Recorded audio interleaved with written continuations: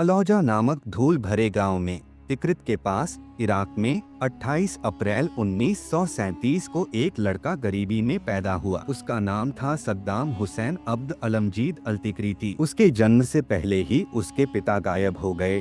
कुछ कहते हैं वे मर गए, कुछ दावा करते हैं कि उन्होंने परिवार को छोड़ दिया। उसकी मां असहाय होकर छोटे सद्दाम को अपने चाचा खैरल्लाह तलफाह के साथ रहने के लिए भेज दिया, जो एक उग्र राष्ट्रवादी थे और जो लड़के के मन में महत्वाकांक्षा के बीज बोएंगे। खैरल्लाह ने सद्दाम के दिमाग को अरब गौरव और विदेशी शक्तियों के हाथों अपमान की कहानियों से भर दिया। इराक पर ब्रिटिश कब्जे की यादें चाचा की स्मृति में जलती रहीं और उन्होंने यह आक्रोश अपने भतीजे को विरासत की तरह दे दिया। युवा सद्दाम ने जल्दी सीख लिया कि शक्ति ही सब कुछ है, कि कमजोरी शोषण को निमंत्रण देती है और यह कि इराक फिर से महान बनने का हकदार है। अध्याय आए क्रांतिकारी। अपनी 20 के दशक तक सद्दाम बाथ पार्टी में शामिल हो गया था, एक कट्टरपंथी राजनीतिक आंदोलन जो अरब एकता, समाजवाद और पश्चिमी साम्राज्यवाद से मुक्ति का वादा करता था। 1959 में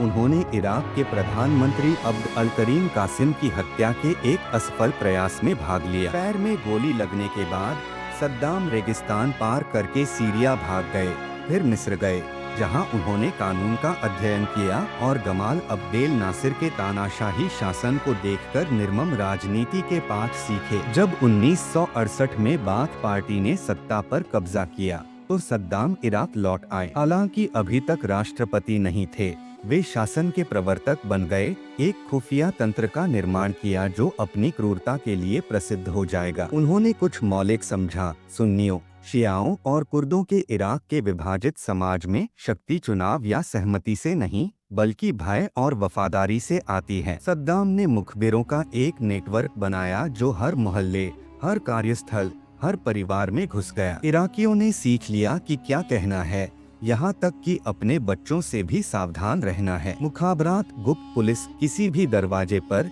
किसी भी समय प्रकट हो सकती थी। लोग अबू गरीब जैसी जेलों में गायब हो जाते थे, जहाँ गलियारों में चीखें गूंजती थीं और यातना को एक कला में परिष्कृत किया गया था। अध्याय 2, मजबूत शासक का उदय। जुलाई 1979 में सद्दाम ने एक नाटकीय सफाया किया जो उनकी अध्यक्षता को परिभाषित करेगा। बाथ पार्टी की बैठक में उन्होंने पार्टी की कतारों में एक सीरियाई साजिश की खोज की घोषणा की। जैसे ही कैमरे घूमे, उन्होंने एक सूची से नाम बुलाए। एक एक करके प्रतिनिधियों को कमरे से बाहर ले जाया गया। बचे हुए लोगों ने पागलों की तरह तालियां बजाईं, इस डर से कि उनका अपना नाम बुलाया जा सकता है। 68 अधिकारियों को फांसी दी गई, कई को उनके अपने सहयोगियों द्वारा, जो वफादारी की परीक्षा के रूप में फायरिंग स्क्वाड में भाग लेने के लिए मजबूर किए गए। संदेश स्पष्ट था, सद्दाम हुसैन अब इराक के पूर्ण शासक थे और हिचकिचाहट का मतलब था मौत। फिर उन्होंने अपनी नजर ईरान की ओर घुमाई। सितंबर 1980 में इराकी सेनाओं ने हमला किया, एक युद्ध की शुरुआत की जो 8 साल और 10 लाख से अधिक जीवन निगल जाएगी। सद्दाम का मानना था कि ईरान अपनी हाल की इस्लामी क्रांति से कमजोर हुआ, जल्दी गिर जाएगा। इसके बजाय वे खुद को एक क्रूर गतिरोध में फंसा पाए।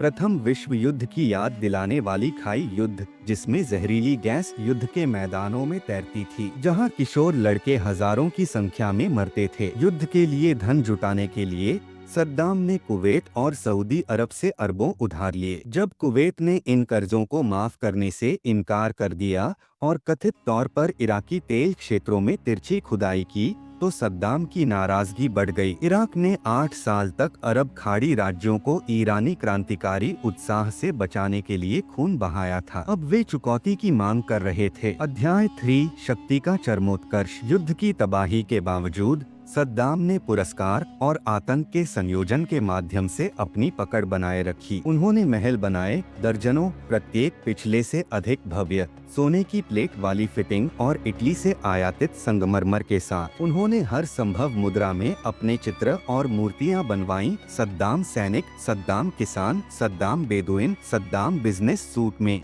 सद्दाम कुरान पढ़ते हुए। उनके व्यक्तित्व पंथ ने इराकी जीवन को संतृप्त कर दिया। स्कूली बच्चे उनकी प्रशंसा में गीत गाते थे। टेलीविजन प्रसारण उनकी छवि से शुरू होते थे। उनका जन्मदिन राष्ट्रीय अवकाश बन गया। इराकियों को उनकी महानता का जश्न मनाने वाली रैलियों में भाग लेना आवश्यक था और पर्याप्त उत्साह नहीं दिखाने से गुप्त पुलिस की यात्रा हो सकती थी। फिर भी सद्दाम ने बुनियादी ढांचे, शिक्षा और स्वास्थ्य सेवा में भी निवेश किया। साक्षरता दर बढ़ी। महिलाओं को विश्वविद्यालयों और पेशेवर करियर तक पहुंच मिली जो क्षेत्र में असामान्य थी। इराक का मध्यम वर्ग बढ़ा। जो उनसे नहीं टकराए उनके लिए जीवन सहनीय, यहाँ तक कि आरामदायक हो सकता था। इस जटिलता ने सद्दाम को वर्गीकृत करना मुश्किल बना दिया। क्या वे एक आधुनिकीकरणकर्ता थे या एक राक्षस? उत्तर दोनों था। अध्याय 4, आक्रमण और गलत गणना। 2 अगस्त 1990 को इराकी टैंक कुवैत में घुस गए। सद्दाम ने कुवैत को इराक के 19वें प्रांत घोषित किया,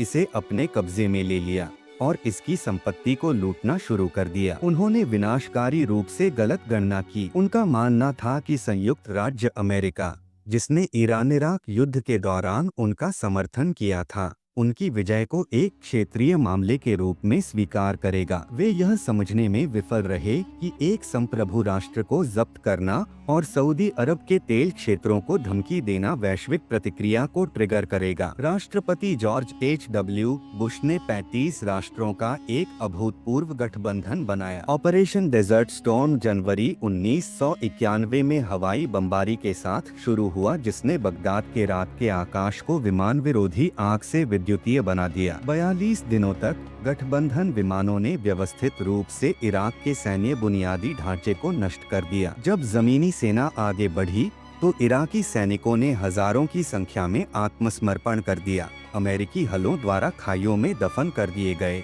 या कुवैत से भागते हुए मौत के राजमार्ग पर जल गए। सद्दाम बच गए, लेकिन इराक तबाह हो गया। संयुक्त राष्ट्र प्रतिबंधों ने अर्थव्यवस्था का गला घोंट दिया। दवा की कमी के कारण इराकी बच्चे इलाज योग्य बीमारियों से मर गए। मध्यम वर्ग ध्वस्त हो गया। फिर भी सद्दाम के महल भव्य बने रहे और उनके करीबी दायरे को कुछ भी नहीं चाहिए था। उन्होंने पश्चिम को इराक की पीड़ा के लिए दोषी ठहराया, कभी अपने स्वयं के फैसलों को नहीं। अध्याय 20, घिरा हुआ तानाशाह। 1990 का दशक एक गोधूली काल था। सद्दाम ने संयुक्त राष्ट्र हथियार निरीक्षकों के साथ बिल्ली चूहे का खेल खेला, जो सामूहिक विनाश के हथियारों की खोज कर रहे थे। उन्होंने डेजर्ट स्टॉर्म के बाद भड़के शिया और कुर्दी विद्रोहों को क्रूरता से दबा दिया।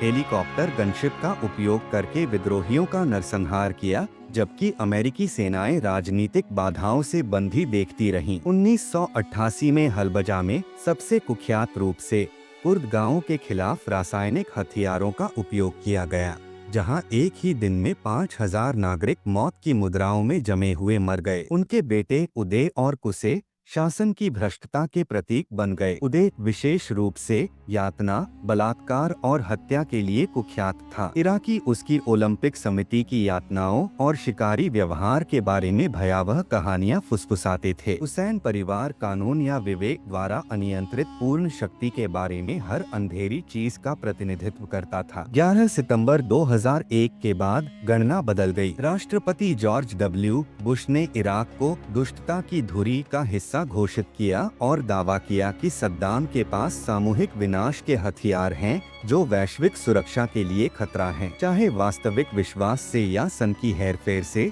बुश प्रशासन ने आक्रमण के लिए एक मामला बनाया जो मार्च 2003 में चरम पर पहुंच गया। अध्याय 6, पतन शॉक एंड और ने बगदाद के क्षितिज को रोशन कर दिया। अमेरिकी सेना तेजी से आगे बढ़ी, अपेक्षा से कम प्रतिरोध का सामना करते हुए। 9 अप्रैल 2003 तक फिरदौस स्क्वायर में सद्दाम की मूर्ति को खुशहाल भीड़ ने गिरा दिया, उनके शासन का एक प्रतीकात्मक अंत। लेकिन सद्दाम खुद गायब हो गए। 8 महीने तक उन्होंने पकड़ से बचते हुए, सुरक्षित घरों के बीच घूमते हुए, भूरी दाढ़ी बढ़ाते हुए ऐसी परिस्थितियों में रहते हुए जो किसी ऐसे व्यक्ति के लिए अकल्पनीय थे जो कभी महलों पर शासन करते थे। 13 दिसंबर 2003 को अमेरिकी सैनिकों ने उन्हें तिक्रित के पास एक स्पाइडर होल में पाया, एक तंग भूमिगत छिपने की जगह जहां से कभी शक्तिशाली तानाशाह बिखरे हुए और पराजित होकर निकला। ये शब्द कहते हुए, मैं सद्दाम हुसैन हूँ, इराक का राष्ट्रपति, और मैं बातचीत करने को तैयार हूँ। कोई बातचीत नहीं होगी। उपसंहार हिसाब किताब। उनका मुकदमा अक्टूबर 2005 में शुरू हुआ। सद्दाम उद्दंड नाटकीय थे। कुरान का हवाला देते हुए, अदालत की वैधता को चुनौती देते हुए और किसी भी गलत काम को स्वीकार करने से इनकार करते हुए उन्हें 1982 में दुजैल शहर के 148 शियाओं की फांसी का आदेश देने के लिए मानवता के खिलाफ अपराधों का दोषी ठहराया गया। हालांकि यह उनके शासन के लिए जिम्मेदार मौतों के केवल एक अंश का प्रतिनिधित्व करता था। अनुमान सैकड़ों हजारों से 10 लाख से अधिक तक हैं। 30 दिसंबर 2006 को सद्दाम हुसैन को फांसी दी गई। सेल फोन वीडियो ने उनके अंतिम क्षणों को कैद किया। गार्डों के ताने, सद्दाम का गरिमापूर्ण शहादा का पाठ, फिर ट्रैपडोर खुल गया। जिस व्यक्ति ने भय के माध्यम से शासन किया, वह वैसे ही मरा जैसे वह जिया। हिंसक रूप से दुनिया देख रही थी। परिणाम, सद्दाम के पतन के बाद इराक अराजकता में डूब गया। सांप्रदायिक हिंसा फूट पड़ी। इस्लामिक स्टेट मलबे से उभरा। सैकड़ों हजारों और इराकी मर गए। कुछ जो सद्दाम की क्रूरता से बच गए, उन्होंने खुद को उस स्थिरता के लिए उदासीन पाया जो उन्होंने प्रदान की, चाहे वह कितनी भी दमनकारी हो। यह विडंबना उनकी सबसे परेशान करने वाली विरासतों में से एक बनी हुई है। सद्दाम हुसैन की कहानी अनियंत्रित महत्वाकांक्षा, शक्ति के भ्रष्टाचार और विचारधारा द्वारा उचित ठहराई गई क्रूरता के लिए मानव क्षमता के बारे में एक चेतावनी की कहानी है। वे एक गरीब गांव के लड़के से एक पूर्ण शासक में परिवर्तित हो गए जिन्होंने अपने लोगों के कष्ट के दौरान अपने लिए स्मारक बनाए। उन्होंने ऐसे युद्ध शुरू किए जिनमें लाखों मारे गए, असंतुष्टों को प्रताड़ित किया और अंततः एक रस्सी के अंत में मर गए। एक तानाशाह जिसने बहुत देर से सीखा कि भय पर बनी शक्ति स्वाभाविक रूप से अस्थिर है। उनकी विरासत विवादित बनी हुई है।